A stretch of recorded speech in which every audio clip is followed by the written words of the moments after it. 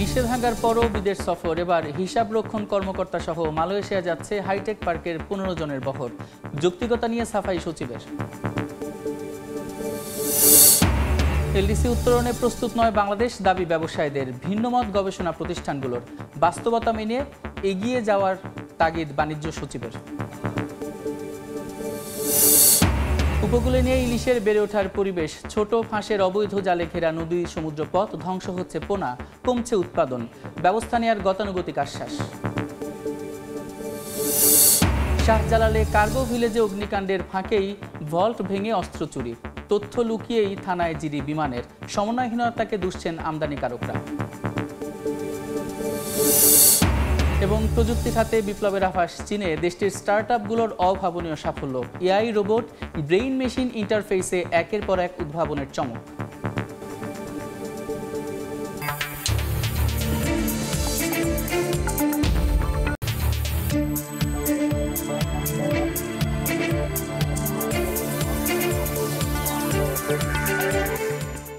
দেখছিলেন শিরোনাম। আমন্ত্রণ জানাচ্ছি দেশ ও দেশের বাইরের অর্থ বাণিজ্যের নানা খবর নিয়ে আমাদের নিয়মিত আয়োজন এই সময়ের বাণিজ্যে। আপনাদের সঙ্গে আছি আমি সাদিক হাসান ইমন। নির্বাচনের আগে নিষেধাজ্ঞা দিয়েও তথ্য প্রযুক্তি বিভাগের কর্মকর্তাদের বিদেশ সফর থামাতে পারছে না সরকার। এবার ডিড প্রকল্পের টাকায় উদ্ভাবন শিখতে মালয়েশিয়া যাচ্ছেন হাইটেক পার্কের হিসাব রক্ষণ কর্মকর্তা সহ 5 জন। 15 জনের বহরে বাকি 10 জন বিশ্ববিদ্যালয়ের শিক্ষক। নিষেধাজ্ঞার মধ্যে কেন এমন সফর তার জবাব দেননি প্রকল্প পরিচালক, যদিও সফরের যৌক্তিকতা নিয়ে উল্টো সাফাই গাইলেন তথ্য প্রযুক্তি সচিব। শুভখানের রিপোর্ট। দৃষ্টিনন্দন সফটওয়্যার পার্ক, বিশ্ববিদ্যালয়ে ইনোভেশন হাব ও কার্যকর ইকোসিস্টেম তৈরিতে ডিজিটাল উদ্যোক্তা এবং উদ্ভাবন ইকোসিস্টেম উন্নয়ন প্রকল্পের কাজ চলছে 2021 সাল থেকে। বিশ্বব্যাংকের ঋণে 8 স্থানে চলমান প্রকল্প শেষ হওয়ার কথা আসছে ডিসেম্বরে। তবে কর্মকর্তারা বলছেন প্রকল্পের পরিধি ও মেয়াদ বাড়ছে 2027 সাল পর্যন্ত। 353 কোটি টাকা থেকে ব্যয় দাঁড়িয়েছে 531 কোটিতে। রয়েছেন প্রকল্প পরিচালক মঞ্জুর মোহাম্মদ শাহরিয়ার, উপপ্রকল্প পরিচালক আব্দুল্লাহ আল মামুন, হিসাবরক্ষণ কর্মকর্তা রেজওয়ান আলী সহ তথ্য প্রযুক্তি বিভাগ ও হাইটেক পার্কেরই 5 কর্মকর্তা। বাকি 10 জন বিভিন্ন বিশ্ববিদ্যালয়ের শিক্ষক। 10 নভেম্বর থেকে 12 নভেম্বর পর্যন্ত মালয়েশিয়াতে অবস্থান করার কথা থাকলেও ভিসা জটিলতায় সময় পেছানো হতে পারে। বলার জন্য আমি এখতিয়ারভুক্ত না। সচিব স্যারের বিষয় নলেজে আছে বিষয়টা, এগুলো দিয়ে নাই। নির্বাচনের আগে কর্মকর্তাদের অপ্রয়োজনীয় বিদেশ সফর বন্ধে গেল 21 অক্টোবর পরিপত্র জারি করে প্রধান উপদেষ্টার কার্যালয়। আর মালয়েশিয়া সফরের জিও জারি হয়েছে 29 অক্টোবর। সচিবের যুক্তি, বিশ্বব্যাংকের অর্থে বিদেশ সফরে কোনো বাধা নেই। যেহেতু এটা জিওবি ফান্ডের না, আর কি এটা করতে বাধা নেই। 5 জন অপরিহার্য নয়, পিডি ও ডিপিটিতে ডিসকাস করা যায়, আমি করে দেব। সফরের কার্যকারিতা খতিয়ে দেখে যথাযথ ব্যবস্থা নেওয়ার আহ্বান টিআইবির। মালয়েশিয়াতে কি ধরনের উদ্ভাবনী হয়েছে সেটা শেখার জন্য একেবারে বিশ্ববিদ্যালয়গুলিতে ভ্রমণ করে দেখতে হবে এটার কোনো যৌক্তিকতা আছে কিনা। যেহেতু এটার বোঝাটা আলটিমেটলি জনগণকে বইতে হবে, এই প্রশ্নটা কিন্তু জবাব দিতে হবে সরকারকে। গেল আগস্ট থেকে 9 নভেম্বর পর্যন্ত 18টি জিও জারি করেছে তথ্য ও যোগাযোগ প্রযুক্তি বিভাগ। এর মধ্যে 9টি জারি হয়েছে প্রধান উপদেষ্টার কার্যালয়ের নিষেধাজ্ঞার পর। শুভ খান, সময় সংবাদ, ঢাকা। দর্শক, প্রতিবেদনটি দেখলাম। প্রকল্পের গুণগত ব্যয় নিয়ে আলোচনার জন্য আমাদের সঙ্গে ভার্চুয়ালি যুক্ত হচ্ছেন Bangladesh institute of international and strategic studies বিজের গবেষণা পরিচালক ডক্টর মাহফুজ কবির। ডক্টর মাহফুজ কবির, এই সময়ের বাণিজ্যে আপনাকে স্বাগত। আমরা নির্বাচনের আগে নিষেধাজ্ঞা দিয়েও তথ্য প্রযুক্তি বিভাগের কর্মকর্তাদের বিদেশ সফর আসলে থামাতে পারছে না সরকার। তো এই ধরনের বিদেশ সফর আসলে কতটা পরিবর্তন আনবে আমাদের আইটি সেক্টরকে এবং কতটা উন্নত করবে, কতটা গুরুত্ব বহন করবে?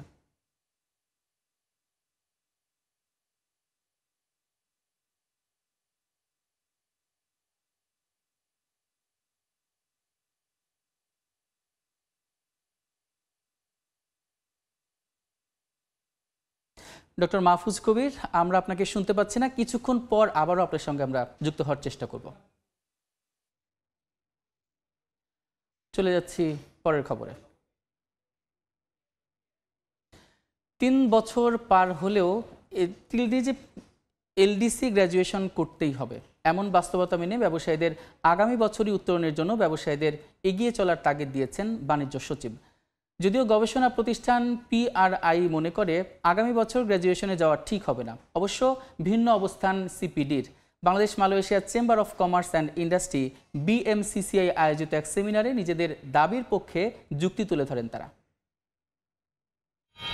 আগামী বছর নভেম্বরে স্বল্পোন্নত দেশের কাতার থেকে উন্নয়নশীল চূড়ান্ত স্বীকৃতি পেতে যাচ্ছে বাংলাদেশ। কিন্তু এই উত্তরণের পথে বাংলাদেশ কতটা প্রস্তুত? সেই উত্তর খুঁজতে রোববার সন্ধ্যায় রাজধানীর একটি হোটেলে LDC গ্র্যাজুয়েশন চ্যালেঞ্জ ও সম্ভাবনা শীর্ষক সেমিনারের আয়োজন করে Bangladesh Malaysia chamber of commerce and industry BMCCI। এ সময় LDC গ্র্যাজুয়েশনের জন্য আরও সময় চান ব্যবসায়ী নেতারা। অনেকে বলছে আমরা প্রিপারেশন নিই নাই। আমি মনে করি যে এভরিডে আমাদের প্রিপারেশন চলছে এবং আমরা প্রিপারেশন নিচ্ছি। আমরা আরও কিছুদিন সময় পেলে এই প্রিপারেশনটা আমরা ভালো করে নিতে পারবো। বৈশ্বিক অর্থনীতিতে চলমান অস্থিতিশীলতা আমলে নিয়ে গ্র্যাজুয়েশন পেছানোর পক্ষে যুক্তি তুলে ধরে গবেষণা প্রতিষ্ঠান policy research institute of Bangladesh PRI। যদিও ভিন্ন মত সেন্টার ফর পলিসি ডায়ালগ CPDর।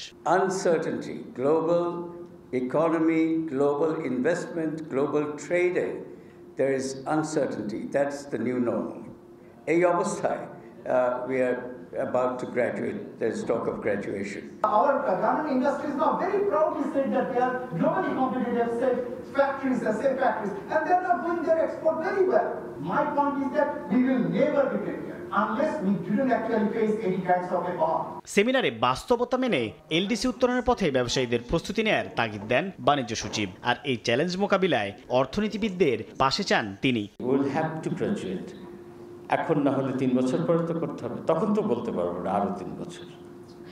বা এখন যদি আমরা কোয়ালিফাই মানে এই যে রেডিনেস অ্যাসেসমেন্টে যদি এখন হয়, আমরা বলেছি 5 বছরের ডেফার করতে, তাহলে দ্যাট উইল মেক কত 31, তারপরে তোমাকে গ্রাজুয়েট করতে হবে। So we have to prepare. উত্তরণের পর রফতানি বাজারে বাণিজ্য সুবিধা কমে যাবে এমন শঙ্কা মোকাবিলায় সরকারকে স্বল্প মধ্য ও দীর্ঘমেয়াদী পরিকল্পনা নিয়ে কাজ করার তাগিদ দেন আলোচকরা। সাইফুল ইসলাম, সময় সংবাদ, ঢাকা। আর্থিক প্রতিষ্ঠান বিভাগের সচিব নাজমা মোবারককে চেয়ারম্যান করে সম্মিলিত ইসলামী ব্যাংক অনুমোদন দিয়েছে সরকার। রোববার অর্থ মন্ত্রণালয়ের আর্থিক প্রতিষ্ঠান বিভাগ থেকে কেন্দ্রীয় ব্যাংকের কাছে লেটার অফ ইন্টেন্ট LOI ও লাইসেন্স চেয়ে আবেদনের প্রেক্ষিতে বিশেষ অনলাইন বোর্ড সভায় তা অনুমোদন করে বাংলাদেশ ব্যাংক। একই সঙ্গে ব্যাংক পরিচালনায় 7 জন পরিচালক নিয়োগ পাচ্ছেন, যাদের মধ্যে সরকারের পক্ষ থেকে থাকছেন 5 জন এবং বেসরকারি খাত থেকে 2 জন নিয়োগ দেওয়া হবে। পরবর্তী প্রক্রিয়ায় RGSC থেকে এই নামের অনুমোদন দিয়ে কেন্দ্রীয় ব্যাংকে পাঠালে ব্যাংক পরিচালনার জন্য চূড়ান্ত লাইসেন্স পাবে বলে জানিয়েছে বাংলাদেশ ব্যাংক সূত্র।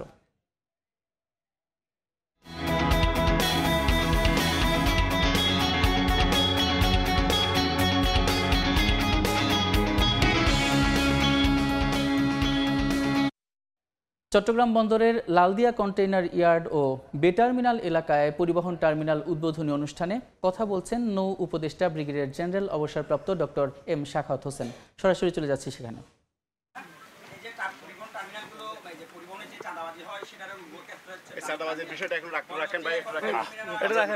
আচ্ছা শোনেন, এই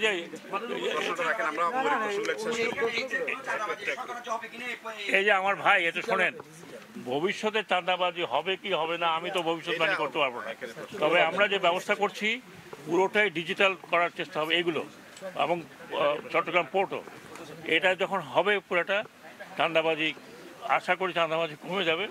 চাঁদাবাজি কারা করছে তা আপনারা ভালো করেছেন, আমি বলতে পারবো না, বাট এগুলো কমে যাবে। এটা যেই কারণে আমি যদি বলি, আমি স্পষ্ট করে বলি, যেই কারণে আমাদের প্রতি পদে পদে আমরা বাধা পাচ্ছি।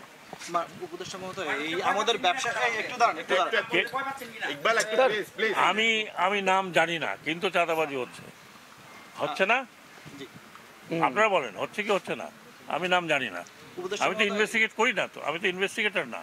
স্যার, এই যে আমাদের ব্যবসায়ী আসলে বিদেশি যে অপারেটর পরিচালনা করবে, আমাদের লাল দিয়া বা চুক্তি হবে, এগুলো নিয়ে তো ব্যবসায়ীরা আসলে আপত্তি জানিয়েছেন, ট্যারিফ নিয়েও আন্দোলন করছে যে কমানোর জন্য।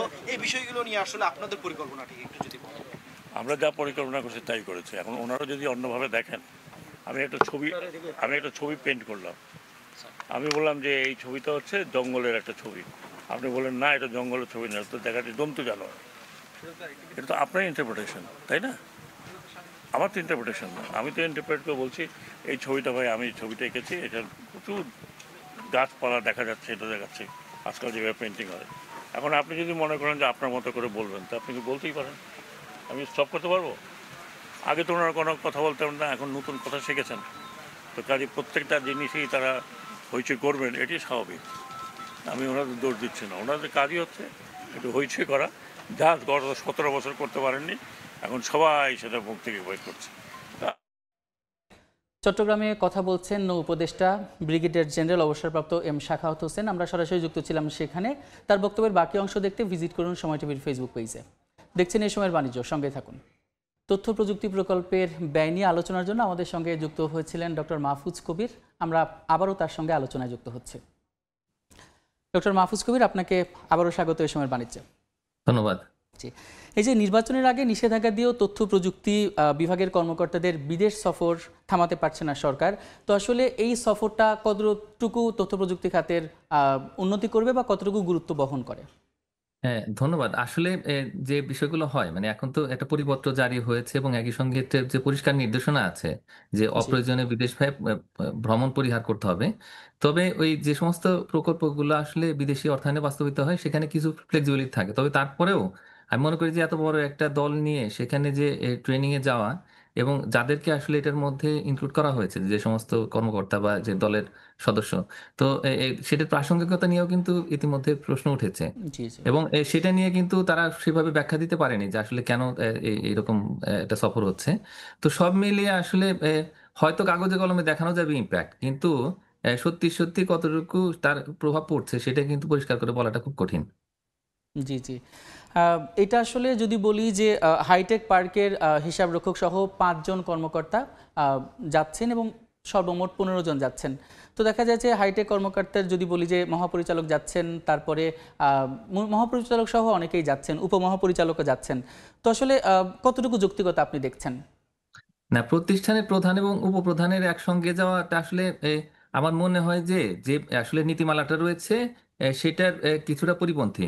তো এবং একই সঙ্গে যে হিসাবরক্ষণ কর্মকর্তার হয়তো কিছুটা টেকনিক্যাল অ্যাসোসিয়েশন আছে, তার কারণ অনেক সময় দেখা যায় যে এই ধরনের প্রকল্পে আসলে হিসাব রক্ষণের অনেক বিষয় থাকে যেগুলো আসলে হয়তো ট্রেনিং এর ক্ষেত্রে এটাকে ইউজ করা হয়, কিন্তু এটা কি ধরনের আসলে প্রশিক্ষণ হচ্ছে সেটা কিন্তু এটা চিন্তার বিষয়। সেখানে আসলে এই যে হিসাবরক্ষণ কর্মকর্তা তার কতটুকু রিলেভেন্স আছে সেটা প্রশ্ন সাপেক্ষ। জি, সফরের একটা সংস্কৃতি কিন্তু রয়ে গিয়েছে, বিভিন্ন সময় যাচ্ছে, কিন্তু ওই বিদেশে যাওয়ার আগে আসলে কি কাজে যাচ্ছে এবং কারা যাচ্ছেন এই বিষয়গুলো বিচার বিশ্লেষণ করে তারপরে যাওয়াই উত্তম বলে আমরাও সেটা মনে করছি। এবং আপনাকে অসংখ্য ধন্যবাদ আমাদের সঙ্গে যুক্ত হওয়ার জন্য। ধন্যবাদ। আমরা এতক্ষণ আলোচনা করছিলাম প্রকল্পের গুণগত ব্যয় নিয়ে, আর তার জন্য আমাদের সঙ্গে ভার্চুয়ালি যুক্ত ছিলেন ডক্টর মাহফুজ কবির। শাহজালাল আন্তর্জাতিক বিমানবন্দরে অগ্নিকাণ্ডের ফাঁকেই ঘটেছে অস্ত্র চুরির মতো চাঞ্চল্যকর ঘটনা। ভল্ট ভেঙে অস্ত্র গায়েব করা হলেও বিমানবন্দর কর্তৃপক্ষ এয়ারপোর্ট থানায় শুধু সাধারণ ডায়েরি করেই দায় সেরেছে। উল্টো অস্ত্র লুটের ঘটনায় তথ্য আড়াল করে বিমান বাংলাদেশ এয়ারলাইন্স, কাস্টমস আর বেবিচক মেতে আছে চোর পুলিশ খেলায়। বিমানবন্দরের মতো সুরক্ষিত এলাকায় বিশেষ নিরাপত্তা কক্ষ সিলগালা করা হলেও কিভাবে অস্ত্র গায়েব হলো সেই উত্তর খোঁজার চেষ্টা করেছেন রায়দুল ইসলাম শুভ। ক্যামেরায় ছিলেন রতন মজুমদার। ওইখানে মূল্যবান গুডস যা ছিল সেগুলো না নিয়ে আর্মসগুলো নিয়ে নেওয়া হয়েছে। তো এটা সম্পূর্ণ পরিকল্পিত না হলে কেন হবে? তারা স্বীকার করছে যে মাল চুরি হয়েছে। এখানে আগুন লাগেনি 100%, আমি আগেই বলতে পারি। আমরা এটা জানি না, বলতে পারবো না যে ওখানে কি ছিল। গত 18 অক্টোবর শাহজালাল আন্তর্জাতিক বিমানবন্দরের কার্গো ভিলেজের কুরিয়ার সেকশনে অগ্নিকাণ্ডের ঘটনা ঘটে। সেই ঘটনার 10 দিনের মাথায় বিমানবন্দর থানায় জিডি করে বিমান বাংলাদেশ এয়ারলাইন্স, যেখানে উল্লেখ করা হয় 1 নম্বর ওয়্যারহাউসের স্ট্রং ভোল্টের তালা ভাঙা হয়েছে। এর আগে গত 24 অক্টোবর বিভিন্ন সংস্থার উপস্থিতিতে ভোল্টটি সিলগালা করা হয়। 28 অক্টোবর সকালে সেই ভোল্ট পাওয়া যায় শিকল ও তালাবিহীন অবস্থায়। জিডি দায়েরের একদিন পর আবারও নিরাপত্তার কারণ দেখিয়ে ভোল্টে থাকা অস্ত্র হস্তান্তর করে সংশ্লিষ্ট কর্তৃপক্ষ। তালা ভাঙার ঘটনায় বিমান কর্তৃপক্ষ এখন পর্যন্ত শুধু থানায় সাধারণ ডায়েরি করেছে। তাহলে প্রশ্ন হচ্ছে, ভেতরে থাকা মালামাল কি কোনো কিছুই খোয়া যায়নি? তাহলে এখন পর্যন্ত মামলা হলো না কেন? আমাদের অনুসন্ধান বলছে ভিন্ন কথা। বিমান কর্তৃপক্ষ জিডিতে মালামাল নিখোঁজের বিষয় উল্লেখ করেনি। অনুসন্ধান বলছে 2020 থেকে 2023 সালে কার্গো সেকশনে আসা কয়েকটি এয়ারওয়ে বিল ঘেটে দেখা যায় সে সময় বিদেশ থেকে বেশ কিছু অস্ত্র আমদানি করে একটি প্রতিষ্ঠান, যেখানে ছিল একটি শটগান, কয়েকটি পিস্তল, রাইফেল এবং বুলেট। সেই প্রতিষ্ঠানের মালিকের অভিযোগের প্রেক্ষিতেই সামনে আসে অস্ত্র হারানোর বিষয়টি। তাদের সাথে প্রতিদিনই কথা বলতেছি, প্রতিদিনই কথা হচ্ছে। তারা শুধু 50টা পিস্তলের ব্যাপারে বিমান কনফার্ম করছে, আর বাকি মালগুলো তারা পায়নি এবং তারা স্বীকার করছে যে মাল চুরি হয়েছে। যারা নিছে তারা কাস্টমসের লোকও জড়িত, বিমানের লোকও জড়িত। একই রকম ভোগান্তিতে পড়েছেন আরও একটি অস্ত্র আমদানিকারক প্রতিষ্ঠান। ইমরান আর্মস বাইতুল মোকাররমের দোতলায়, এই উত্তর সাইডে, ওইখানে আগুন লাগে নেই 100%। আমি আগেই তথ্য বলছি। আমরা আবারও ফিরতে চাই সেই সুরক্ষিত ভোল্টে। 24 অক্টোবর যে ভোল্ট সিলগালা করা হয় তার একদিন পরেই 25 অক্টোবর বিমান কর্তৃপক্ষ মন্ত্রণালয়কে চিঠি দিয়ে ভোল্টের মালামাল অন্যত্র স্থানান্তর বা কাস্টমস কর্তৃপক্ষের নিকট হস্তান্তরের অনুরোধ করে। অবাক হলেও সত্য যে এই চিঠির পরও ভোল্ট ভেঙে লুট হয়েছে অস্ত্র। কিন্তু কেন এমন ঘটনা ঘটল তার কোনো সদুত্তর নেই বিমান কর্তৃপক্ষের কাছে। আমরা এটা জানি না, বলতে পারবো না যে ওখানে কি ছিল, কারণ ওটা তো একটা কনফিডেন্সিয়াল জায়গা এবং কি চুরি হয়েছে এগুলো তদন্ত কমিটির রিপোর্টে বের হয়ে আসবে। বিমান বাংলাদেশ এয়ারলাইন্স চিঠিতে উল্লেখ করা ঘটনাগুলোর একটি সময়ক্রম দেওয়া হয়েছে, যা সংস্থাগুলোর মধ্যকার দায়িত্বের বিভাজন এবং কার্যকারী সমন্বয়ের অভাবকে তুলে ধরে। বিমানবন্দরে অগ্নিকাণ্ডের পর এর দায় চাপাতে দেখা যায় সংশ্লিষ্ট সংস্থাগুলোকে। আর এই দায় চাপানোর খেলায় ঘটে যায় বিমানবন্দরে সুরক্ষিত ভোল্ট থেকে অস্ত্র চুরির মতো নজিরবিহীন ঘটনা। এত বড় দুটি ঘটনার পরও সমন্বয় না করে উল্টো চলছে দায় চাপানোর প্রতিযোগিতা। রায়দুল ইসলাম শুভ, সময় সংবাদ, ঢাকা। এবার জানাবো পুঁজিবাজারের খবর। সপ্তাহের দ্বিতীয় কার্যদিবসে সূচকের নিম্নমুখী প্রবণতায় লেনদেন চলছে ঢাকা স্টক এক্সচেঞ্জে। সবশেষ পরিস্থিতি জানাতে নিয়ে যাচ্ছি ডিএসসি ওয়েবসাইটে। গতকালের কথা যদি বলি, গত কার্যদিবসে প্রধান সূচক ডিএসসি এক্সের 68 পয়েন্ট কমেছিল এবং সেটা কিন্তু 402 কোটি টাকার লেনদেন হয়েছিল। আজকে দেখতে পাচ্ছি প্রথম 1.5 ঘন্টায় তিনটি সূচকের নিম্নমুখী প্রবণতায় রয়েছে। প্রধান সূচক ডিএসসি এক্স সেটি 27 পয়েন্ট কমেছে এবং এখন অবস্থান করছে 4872 পয়েন্টের কিছুটা বেশি। ঢাকা পুঁজিবাজারে এখন পর্যন্ত লেনদেন হয়েছে 141 কোটি 70 লাখ টাকার বেশি। তো ঢাকা পুঁজিবাজারে এবং যেই সরিয়া সূচকের কথা বলি সেটাও কিন্তু নিম্নমুখী প্রবণতায় রয়েছে এবং বাছাইকৃত সূচক GS30 সেটাও কিন্তু এখন পর্যন্ত নিম্নমুখী প্রবণতায় রয়েছে। যে কোম্পানিগুলো এখন লেনদেন করছে তার মধ্যে শীর্ষ 20-এ যে কোম্পানিগুলো রয়েছে তার মধ্যে কার অবস্থান কোথায় এটি আমরা এখন জেনে নেব। প্রথমেই কিন্তু রয়েছে আনোয়ার গ্যালভানাইজিং লিমিটেড, যার একটি শেয়ার এখন বিক্রি হচ্ছে 95 টাকায়। গত কার্যদিবসে সর্বশেষের একটি শেয়ারের দাম ছিল 102 টাকা 1 পয়সা, অর্থাৎ আজকে কিন্তু প্রায় 7 টাকার একটি শেয়ারের দাম কমেছে, তারপরেও শীর্ষস্থান ধরে রেখেছে।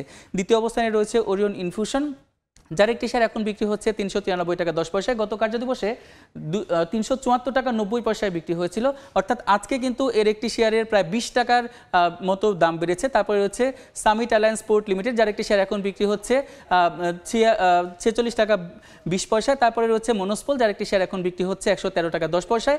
তারপরে কিন্তু পাওয়ার গ্রিড রয়েছে, যার একটি শেয়ার এখন বিক্রি হচ্ছে 31 টাকা 60 পয়সায়। তো ঢাকা পুঁজিবাজারে কিন্তু দিনের নিম্নমুখী প্রবণতার মধ্য দিয়েই যাচ্ছে এবং দেখা যাচ্ছে প্রধান সূচক সেটিও কিন্তু নিম্নমুখী প্রবণতায় রয়েছে এবং লেনদেনও কিন্তু খুব ভালো হচ্ছে না। কিন্তু বিনিয়োগকারীরা কিন্তু মুখিয়ে আছেন কখন প্রধান সূচকের ঊর্ধ্বমুখী প্রবণতা হয় এবং বিনিয়োগ ভালো হয়। তো ঢাকা স্টক এক্সচেঞ্জের ওয়েবসাইট থেকে এই ছিল আমার কাছে লেটেস্ট আপডেট। দেখছেন এই সময়ের বাণিজ্য, সঙ্গে থাকুন। দেখছেন এই সময়ের বাণিজ্য। অভিবাসন খাতে নানা সমস্যা ও অভিযোগ তুলে ধরে 10 দফা দাবি আদায়ে জনশক্তি কর্মসংস্থান ও প্রশিক্ষণ ব্যুরো BMETর সামনে মানববন্ধন পালন করছেন বায়রার সদস্যরা। এই মুহূর্তে সেখানে আছেন সহকর্মী জিন্নাতারা যশোয়া। আমরা সরাসরি চলে যাচ্ছি তার কাছে। যশোয়া, সকাল 11টা থেকে BMETর সামনে অবস্থান করছেন বায়রার সদস্যরা। তারা 10 দফা দাবি আদায়ে এখানে অবস্থান করছেন। তারা নানান অভিযোগ তুলে ধরছেন। তাদের অভিযোগের তীর মূলত BMET কিংবা প্রবাসী কল্যাণ মন্ত্রণালয়ের দিকে। তবে তারা বলছেন তারা রাষ্ট্রের প্রতিপক্ষ হিসেবে আসলে কিছু বলছেন না বা করছেন না। তারা আসলে শ্রমবাজার রক্ষার জন্য আন্দোলন করছেন। তারা জনশক্তি রফতানির যেই খাত, সেই খাতের উন্নয়নের জন্যই তাদের এই মানববন্ধন, এমনটাই তারা বলছেন। তারা আসলে বেশ কিছু অভিযোগ এনেছেন। সেই অভিযোগগুলোর মধ্যে উল্লেখযোগ্য কিছু অভিযোগ যদি বলতে হয়, তারা বলছেন অভিবাসী আইন 2013 এর বিভিন্ন ধারার বিরুদ্ধে তারা অভিযোগ করছেন যে সেখানে বৈধ অভিবাসনকে অপরাধের সাথে তুলনা করা হয়েছে এবং তারা আরও বলছেন যে তারা বিভিন্ন রিক্রুটিং এজেন্সির লাইসেন্স বাতিল করা হয়েছে সেই লাইসেন্স নবায়নের ক্ষেত্রে বিভিন্ন প্রতিবন্ধকতার সম্মুখীন তারা হচ্ছেন।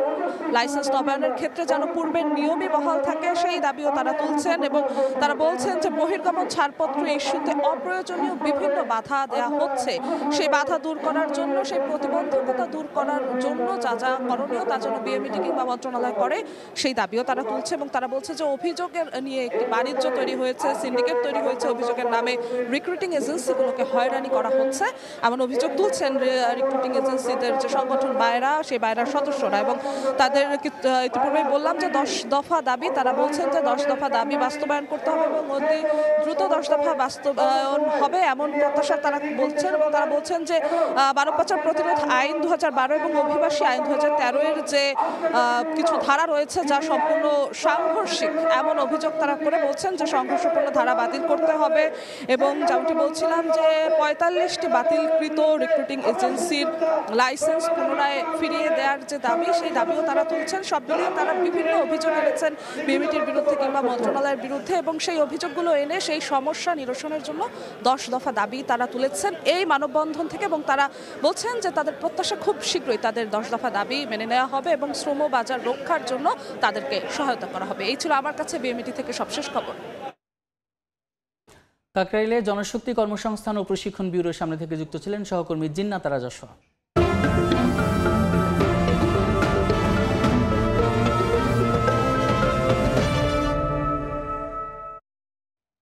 22 দিনের নিষেধাজ্ঞা দিয়ে মা ইলিশের প্রজনন নিরাপদ করা হলেও এখন উপকূলে নেই ইলিশের বেড়ে ওঠার পরিবেশ।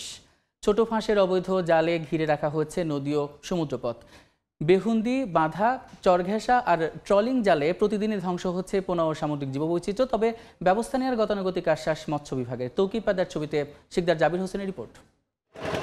ইলিশের অভয়শ্রম পটুয়াখালীর তেঁতুলিয়া নদীর মোহনা এটি, যেখানে সমুদ্রের নোনা পানি মিশে যায় নদীর মিঠে জলে, আর সেই স্রোতের সঙ্গে আসে রূপালী ইলিশ। কিন্তু এখন সেই পথটাই যেন মৃত্যুফাঁদ। শুধু নদীপথ নয়, নদী ও সমুদ্রের মাঝে জেগে ওঠা ডুবোচরগুলো ঘিরে ফেলা হচ্ছে চর ঘেরা ও বাঁধা জাল দিয়ে। মাছটা বড় হওয়ার কোনো সুযোগ নাই, মাছটা মারিয়া লাইতেছে ধরিয়া। পোনা অবস্থায় ধরা পড়ায় ভেঙে যাচ্ছে ইলিশের প্রজনন চক্র।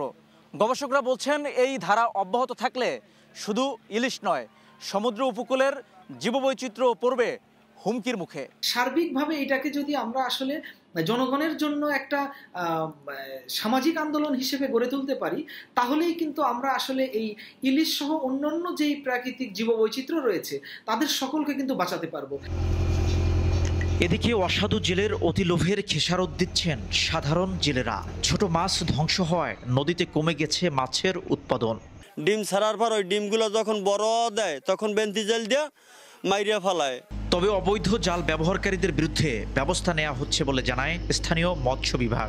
এই বেহুন্দার জাল দিয়ে কেউ যেন মাছের ছোট বাচ্চা শিকার করতে না পারে সেই বিষয়ে মৎস্য অধিদপ্তর, পুলিশ প্রশাসন, নৌ পুলিশ, কোস্টগার্ড সকলকে নিয়ে আমরা সমন্বিত অভিযানের মাধ্যমে এগুলোকে আমরা উদ্ধার করব।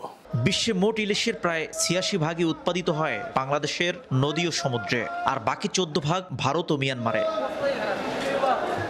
শিকদার জাবির হোসেন, সময় সংবাদ, পটুয়াখালী। এই সময়ের বাণিজ্য।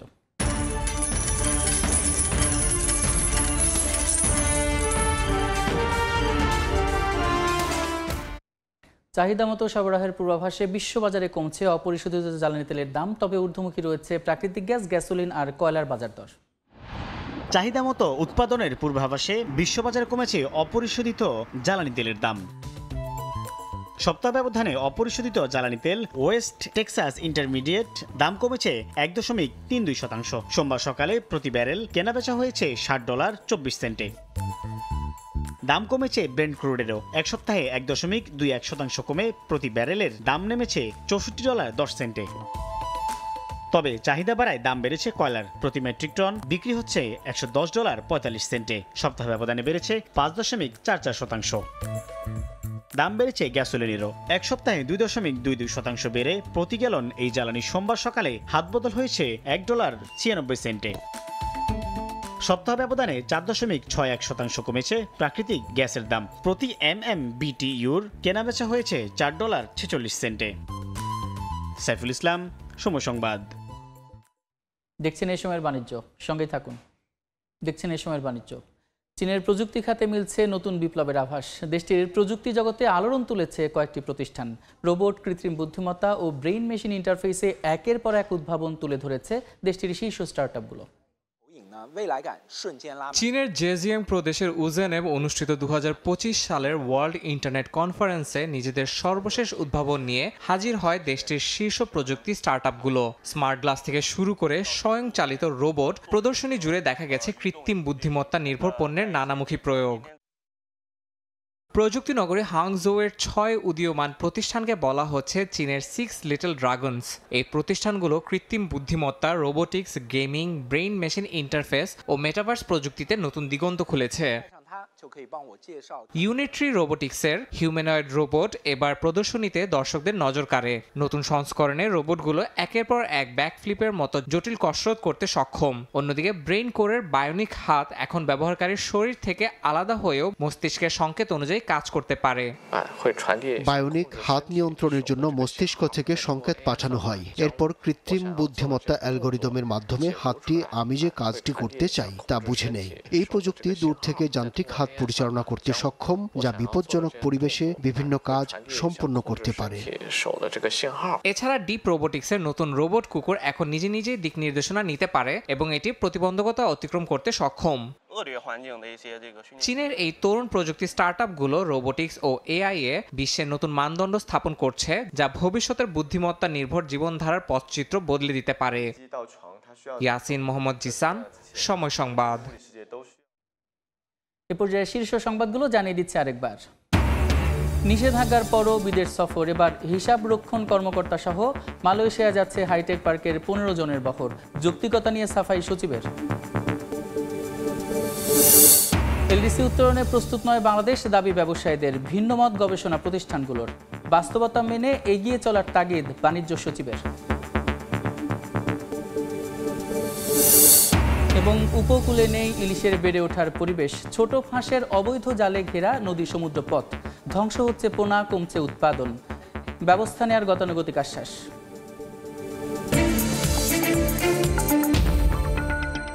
এই ছিল এই সময়ের বাণিজ্যে। দুপুর 12টার সময় সংবাদের সঙ্গে থাকবেন তোহা খান তামিম। সাদিক, আপনাকে ধন্যবাদ। দুপুর 12টার সময় সংবাদ দিয়ে আসছি কিছুক্ষণ পর। সঙ্গে থাকুন সময়ের।